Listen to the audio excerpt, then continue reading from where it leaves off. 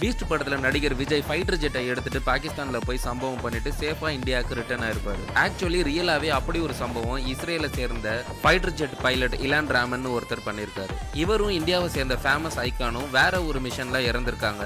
அது யாருன்னு வீடியோவோட லாஸ்ட்ல சொல்றேன், ஃபுல்லா பாருங்க. ஜூன் 7, 1981 இஸ்ரேல் ஏர்ஃபோர்ஸ் ஒரு மிஷனுக்கு ரெடி ஆகுறாங்க. பிளான் என்னன்னா தங்களோட நாட்டுக்கு அச்சுறுத்தலா இருந்த ஈராக்கோட ஒசைராக் நியூக்ளியர் ரியாக்டரை அழிக்கிறது. பைலட் இலான் ராமனோட தலைமையில 8 F-16 ரக ஃபைட்டர் ஜெட்டை எடுத்துட்டு எதிரியோட நாட்டுக்குள்ள சுமார் 1000 கிலோமீட்டர் போய் துல்லியமா தாக்கிட்டு ரிட்டர்ன் வந்திருக்காங்க. ரிட்டர்ன் 1000 கிலோமீட்டர் வந்து சேர்றது சாதாரண விஷயம் இல்ல. ஈராக்கோட மிலிட்டரி அண்ட் ஃபைட்டர் ஜெட் கிட்ட இருந்து எஸ்கேப் ஆகி வர ஒரு நிமிஷமும் ஆபத்து தான். இவரோட ஆக்ஷன் சீக்வன்ஸ் எல்லாம் பார்த்த நாசா இவரை 1997ல ரெக்ரூட் பண்றாங்க.